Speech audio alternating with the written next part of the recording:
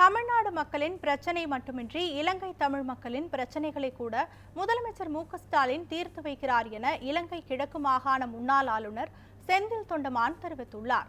சென்னை சேத்துப்பட்டு பகுதியில் நடைபெற்ற முதல்வரின் மனிதநேய விழா நிகழ்ச்சியை அறநிலையத்துறை அமைச்சர் சேகர்பாபு தொடங்கி வைத்தார்.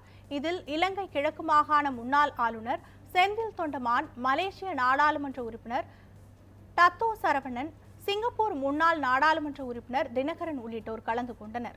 அப்போது பேசிய செந்தில் தொண்டமான், முதலமைச்சர் ஸ்டாலின் தமிழக மக்களின் பிரச்சனைகளை மட்டுமில்லாமல் இலங்கை தமிழர்களின் பிரச்சனைகளுக்கும் தீர்வு காண்பதாக தெரிவித்தார்.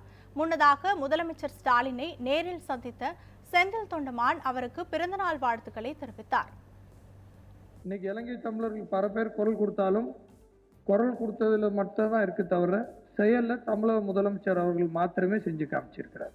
மறுவாழ் இலங்கை அந்த அகதி முகாமில் இருக்கிறவங்களுக்கு அனைவருக்கும் படிப்படிப்படியா வீடு திட்டங்கள் கட்டி பல மாவட்டங்கள்ல அவங்களுக்கு வீடுகள் கட்டி கொடுத்திருக்கிறார். எனக்கு தெரிஞ்சு தமிழக முதலமைச்சர் அவர்கள் தான் அதை முதல் ஆரம்பிச்சு வச்சு செய்தும் காட்டியிருக்கிறார். ஒரு பானை சோறுக்கு ஒரு சோறு போதுங்கிற மாதிரி வந்துருச்சா, அது மாதிரி அவரோட செயல் உலக தமிழர்களுக்கு அவரோட பங்களிப்பு என்னங்கிறது அவர் காமிச்சார்.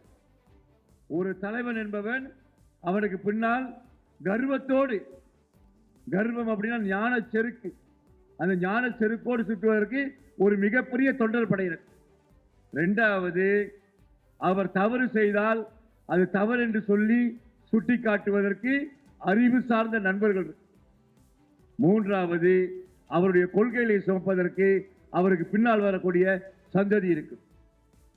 நான்காவது, அவர் இல்லாத போது இதையெல்லாம் அவர் செய்தார் என்று காட்டுவதற்கு செயல்கள் நடந்திருக்கணும். இது நான்கும் உள்ள தலைவர் யார் இந்த நாட்டில் இன்னைக்கு?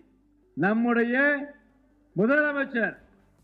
பெண்களுக்கு பேருந்தில் இலவச பயணம் யார் கொண்டு வந்து சொல்றேன். பிங் ஆட்டோ திட்டம் 8ஆம் தேதி மகளிர் தினத்தன்று அறிமுகப்படுத்தப்பட்டிருக்கின்றது.